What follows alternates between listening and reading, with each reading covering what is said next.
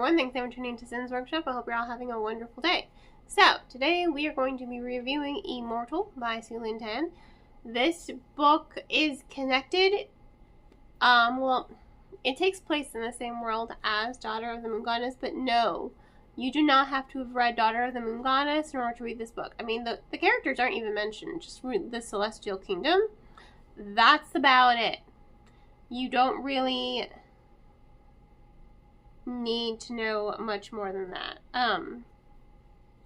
So relax. You can read it without having read Daughter of the Moon Goddess.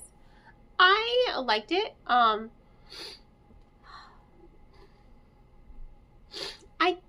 want to say, like, I really did enjoy reading it. I read it for my book club, the Read with Sin's Workshop book club. I didn't.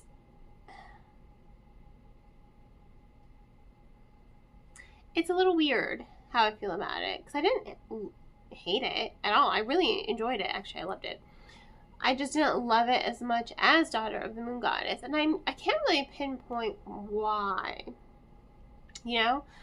The character, Lian, she's very different from that, the, Celestial Kingdom's duology. She's very, very different.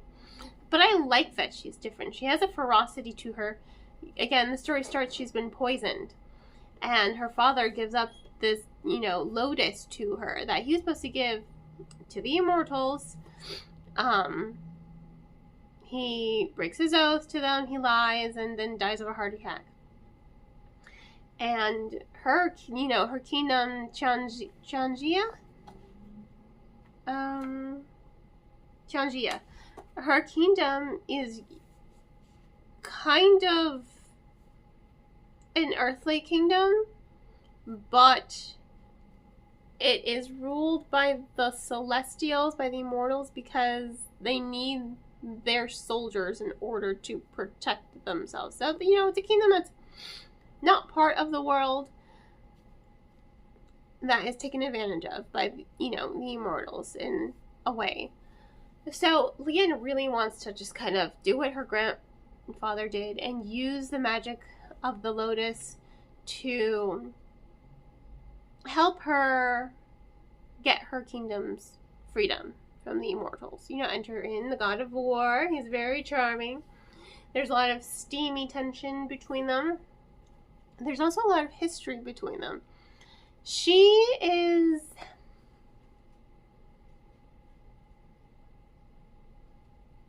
I don't want to say stubborn. Not really the right word.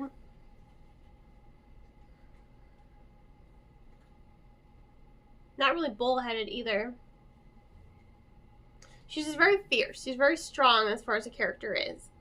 And I liked that about her. However, there is lots of second guessing. She does second guess herself a lot in a way that it's like I have conflicting feelings about her, because there are some times where I absolutely loved her, and then there are other times where I was just kind of annoyed by her because she didn't listen. I think that's one of my pet peeves when people write strong female characters. They make them hard-headed. There we go. That's the word. Hard-headed. They make them hard-headed, and their hard-headedness makes them do stupid things that I think takes away from their ferocity. And I think Su Lin Tan did that here, and she didn't do that with her previous duology. And I understand why she did it for the sake of this novel. It fit in a strange way, because, by the end of the novel, as more plot twists are unveiled, they're like, oh, everything makes sense now.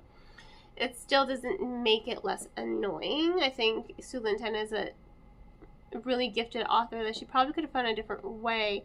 I think it's just one of those tropes for me that I personally find annoying. And I say that, and this is probably why I find it annoying, I say that as a hard-headed Mexican woman. But I really do try to listen and keep an open mind. But that's probably why I don't like it, because it hits a little too close to home. And I just always think, you know, there's kind of a better way to write a female character than making them completely hard-headed. I will say she does go on a journey of character development, and I do love the character development. I think Su Lin Tan did a really good job with the character development, as well as developing all the other side characters.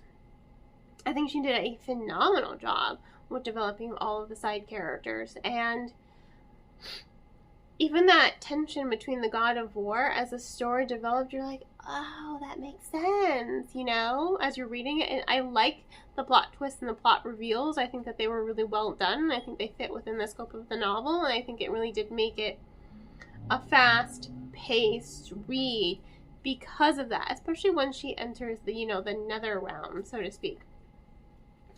It's a really good novel. I really did enjoy it. I just, luckily they're few and far between. I think it's only like a total of 3, maybe 4 times in the book where her hard-headedness really annoyed me. So it wasn't a lot. Again, a 300-some page book, only 3 or 4 times that her hard-headedness annoyed me. It doesn't really stop me from loving the book. But that is why I don't love it as much as Daughter of the Moon Goddess. I mean, that book just blew my absolute mind. Loved it. Loved it. And the sequel, too. Absolutely loved it. But I liked it. I loved it. Let's just say that. I did love it. I just didn't love it as much. If I had to rank it on a scale of 1 to 10, it'd be like an 8, whereas Daughter of the Moon Goddess was more like a 10. Like, that was a 10 out of 10 for me. But I really, really enjoyed reading it. I do like the character development. I do like the budding romance that builds between her and the God of War. I like this, you know, plot twist in the book. And I like the rising tension of it. And I like the way that the story develops as a whole. So overall, it was a really enjoyable read for me. On that note, thank you all for tuning in. Please don't forget to like, subscribe, and share with our book with your friends. I hope you all have a wonderful rest of your day. And as always, happy reading.